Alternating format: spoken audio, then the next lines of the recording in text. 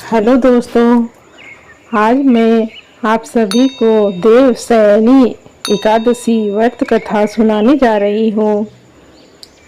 आषाढ़ मास के शुक्ल पक्ष की एकादशी को ही देवशयनी एकादशी कहा जाता है। इसी एकादशी से चतुर्मास का आरंभ माना जाता है। इस अवधि में कोई भी शुभ कार्य जैसे विवाह आदि नहीं किया जाता। मान्यता है कि इस दिन से भगवान श्री हरि विष्णु क्षीर सागर में शयन करते हैं और फिर 4 माह बाद उन्हें उठाया जाता है। उस दिन देव उत्थानी एकादशी कहा जाता है। इस बीच के अंतराल को ही चतुर्मास कहा जाता है। प्रेम से बोलिए विष्णु भगवान की जय। धर्मराज युधिष्ठिर ने कहा, हे केशव, आषाढ़ शुक्ल एकादशी का क्या नाम है? इस व्रत के करने की विधि क्या है और किस देवता का पूजन किया जाता है? श्री कृष्ण कहने लगे कि हे युधिष्ठिर, जिस कथा को ब्रह्मा जी ने नारद से कहा था वही मैं तुमसे कहता हूँ।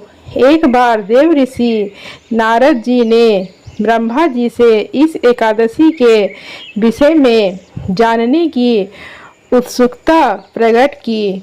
तब ब्रह्मा जी ने उन्हें बताया, सतयुग में मानधात नामक एक चक्रवर्ती सम्राट राज्य करते थे। उनके राज्य में प्रजा बहुत सुखी थी, किंतु भविष्य में क्या हो जाए यह कोई नहीं जानता। अतः वे भी इस बात से अनभिज्ञ थे कि उनके राज्य में शीघ्र ही भयंकर अकाल पड़ने वाला है। उनके राज्य में पूरे 3 वर्ष तक वर्षा न होने के कारण भयंकर अकाल पड़ा। इस अकाल से चारों ओर त्राही त्राही मच गई।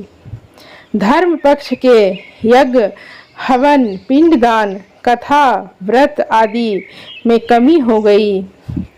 जब मुसीबत पड़ी हो तो धार्मिक कार्यों में प्राणी की रुचि कहाँ रह जाती है। प्रजा ने राजा के पास जाकर अपनी वेदना की दुहाई दी। राजा तो इस स्थिति को लेकर पहले से ही दुखी थे।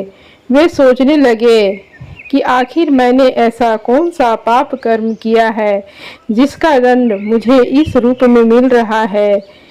फिर इस कष्ट से मुक्ति पाने का कोई साधन करने के उद्देश्य से राजा सेना को लेकर जंगल की ओर चल दिए। जंगल में उन्हें महर्षि अंगिरा से मुलाकात हुई। तब राजा ने हाथ जोड़कर कहा, महात्मन, सभी प्रकार से धर्म का पालन करता हुआ मैं भी अपने राज्य में दुर्भिक्ष का दृश्य देख रहा हूँ। आखिर किस कारण से ऐसा हो रहा है? कृपया इसका समाधान करें। यह सुनकर महर्षि अंगिरा ने कहा, हे राजन, सब युगों से उत्तम यह सतयुग है। इसमें छोटे से पाप का भी बड़ा भयंकर दंड मिलता है। इसमें धर्म अपने चारों चरणों में व्यापक रहता है। ब्राह्मण के अतिरिक्त किसी अन्य जाति को तप करने का अधिकार नहीं है, जबकि आपके राज्य में एक शूद्र तपस्या कर रहा है।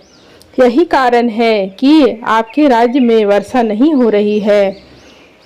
जब तक वह काल को प्राप्त नहीं होगा तब तक यह दुर्भिक्ष शांत नहीं होगा।